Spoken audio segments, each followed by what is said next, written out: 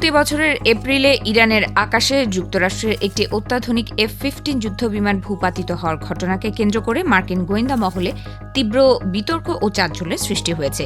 বিমানটি বিধ্বস্ত হওয়ার ঠিক আগ মুহূর্তে উদ্ধার পাওয়া মার্কিন ফাইটার পাইলট আকাশে একটি অদ্ভুত ইরানি ড্রোনের ঝাঁক দেখার দাবি করছেন, যা বিন্যাস দেখতে অনেকটা জেলিফিশের ঝাঁকের মতো ছিল।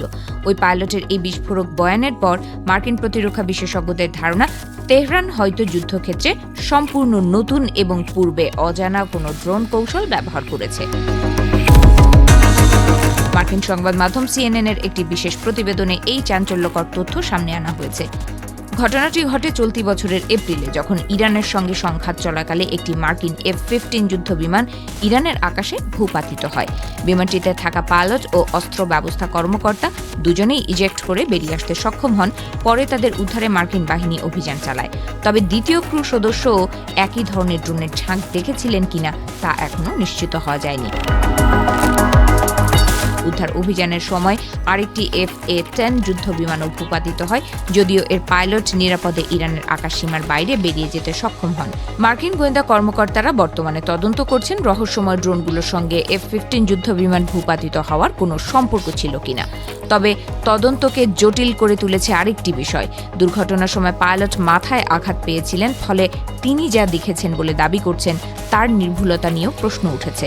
এ কারণে জিজ্ঞাসাবাদের সময় কর্মকর্তাকে একাধিকবার নিশ্চিত হতে বলেছেন যে তিনি সত্যি ওই দৃশ্য দেখেছিলেন কিনা। প্রযুক্তিগতভাবে মার্কিন পাইলট যে ধরনের ড্রোনের কথা বলেছেন সেটিকে ওয়ান টু ম্যানি মেশড নেটওয়ার্কিং ব্যবস্থা হিসেবে ব্যাখ্যা করা হচ্ছে। এই প্রযুক্তিতে একজন অপারেটর একই সঙ্গে বহু ড্রোন নিয়ন্ত্রণ করতে পারেন এবং তাদের সমন্বিতভাবে পরিচালনা করতে পারেন।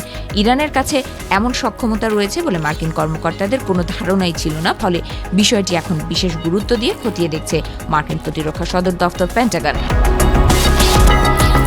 এদিকে এই প্রতিবেদনে এমন এক সময় সামনে এসেছে যখন ইরান ও যুক্তরাষ্ট্র 60 দিনের যুদ্ধবিরতি সময়সীমার মধ্যে রয়েছে।